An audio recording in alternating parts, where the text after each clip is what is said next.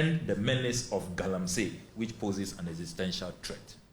As we speak, Ghana Water Limited have put out statements that at this rate, in the next few years, we'll have to import water. They say the Pra River is gone. The turbidity levels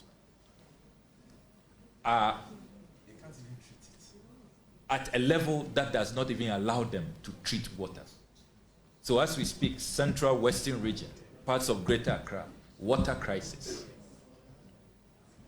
Only the NDC manifesto is pledging a ruthless combating of this menace, which poses an existential threat. Clearly, when you listen to the Western Regional Minister, you listen to MPP parliamentary candidates and MPP stalwarts, their regional chairman and all of that. They are complicit. They are neck deep. And I listened to Mr. Erastus Donko this morning, and he said that, look, it is the ruling party officials who have just made this fight worthless and useless because they are complicit. They are the real people who are behind the galamsey menace. You need a new government that will come and confront this menace because it doesn't make sense. A whole government with a national security apparatus. You have DISEX, MISEX, RECSEX, all these security councils, DCs, regional ministers, police commanders. Listen, and I can allow it to go on and on and on and on, but the bottom line is you heard what he's saying, that we need a new government to be able to deal ruthlessly with the galamsey fight. Because it is what? A threat to our very existence. Question is, what has changed? And what has been done to improve the situation as we are in right now? Where's the ruthlessness? But David, a monolith, basically, I try to, maybe students are in the castle, a monolith, monolith, basically means a large, impersonal, political, corporate, or social structure regarded as indecisive and slow to change. I think it's when it comes to galamsey, it best describes the regime or how President Mahama has handled it so far. He's been nonchalant about it. His posture and his answer at the press briefing was quite clear. It is quite unfortunate for people to think that because you believe in or you belong to a certain body, the actions and inactions of the body must not be criticized. I think we need more of Cadman in the system. What he's fighting is not just about him. It's about posterity. Today we're having a conversation about vegetables, fish, other meat, having these arsenic and everything. You don't get to see these things in your food. You don't know where your food is coming from. The porridge you bought for your child, you don't know where the maize is coming from. Whatever the food that is in your child, the drinks, whatever, you don't know where it's coming from. So when it comes to galamsey, it's a collective thing. And David, when you do communication, there's something they call organized flak, FLAK. That is what the politicians have mastered. They will come at you, they will throw all manner of allegations targeted at you just to derail you and cow you into silence.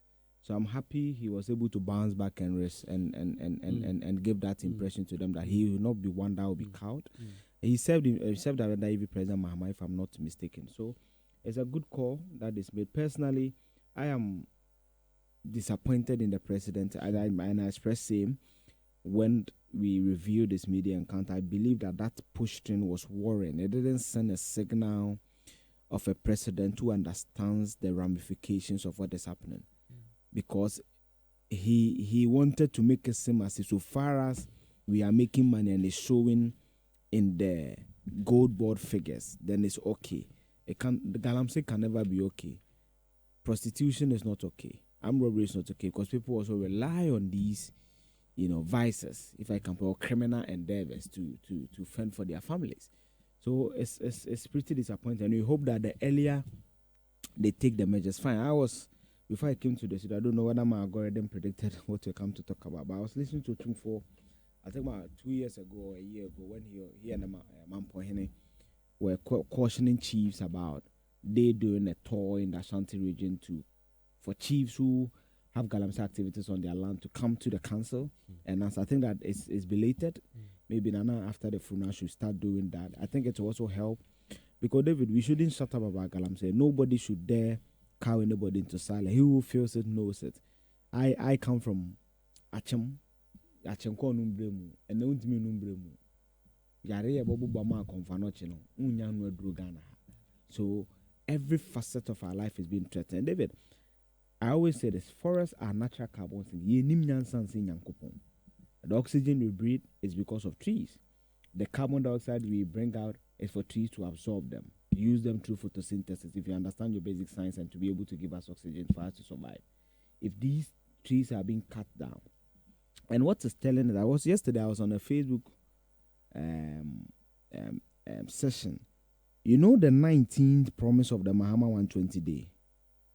You know the 120 day promise. It was about what? Ban illegal mining, especially in forest reserves.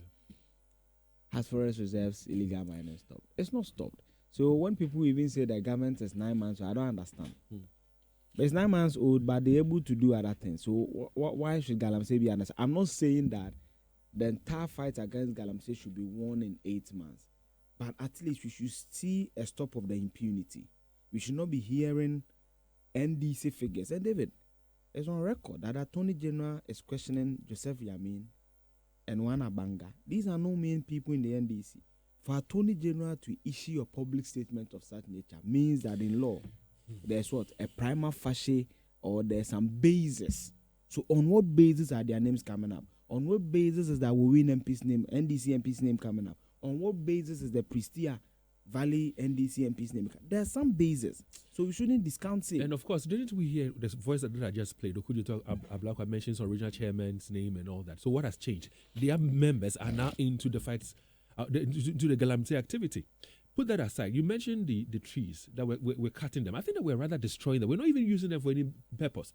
We're just felling the trees so we can have access to the soil to do galamsey. We're just destroying them. And even the we all extension know of that is that the herbs that we should exactly the herbs. We all know that it's been said before that when the last man a tree dies, the last man dies. They don't believe it. What are we doing? They don't believe seriously. What are it. we doing? And so if Mahama says he's... And listen, there's a demonstration that the Fix the Country people have embarked on. Yesterday I was watching television. I was watching the news. And I saw some children. They themselves are pleading to the president, or with the president, to fix this problem. They spoke a bit in Ghana. Let's hear the kids. I'll try to do a bit of translation for you. President Mahama they stop the galamsey because galamsey they believe in things they can't believe in things men no obano iko wana no obado iko wana living things planet name. She Ghana penny, I feel illegal mining. Ghana pen miners bad polluting water. Like water blockade, I pollute water. I feel illegal mining, I blockade. Them are clean. She called Ghana, yeah, fair woody. The water fair water. Wakoya no in a picture, elephant, a no nedu. Is that a picture? Make a baby na farm. All right, so this young chap, below the age of 9 years, what he's basically saying is that the president should help win the fight against galamsey. Because when you travel out of Ghana, you go to Abuchi, there's no galamsey in Abuchi. Yeah. The environment is intact, it's protected, their water bodies are protected. Yeah. So he is scared that when he drinks these waters, he's fallen sick. And he says he's seen pictures of babies born with a lot of deformities. He says he's seen pictures of elephants who've taken what they call it, polluted water, and have died. He said he doesn't want to die, and that the president should act. Is it beyond the president to act? David. And if you're wondering, you want to indulge me. If you're wondering why we're so concerned about this is not the first time we're talking about the dangers of galamsey operations. Take a listen to this. Reviewed mercury levels at Konongo-Zongo in the Ashanti region exceeded safety guidelines by more than 560%, while other mining areas like Konongo-Zongo and Prestia also recorded worrying levels. Arsenic contamination was widespread, particularly in water and fish samples, while cadmium levels were low but still posed long-term risk. Lead levels were mostly below guideline limits, but dangerous spikes were detected in communities like Dakrope.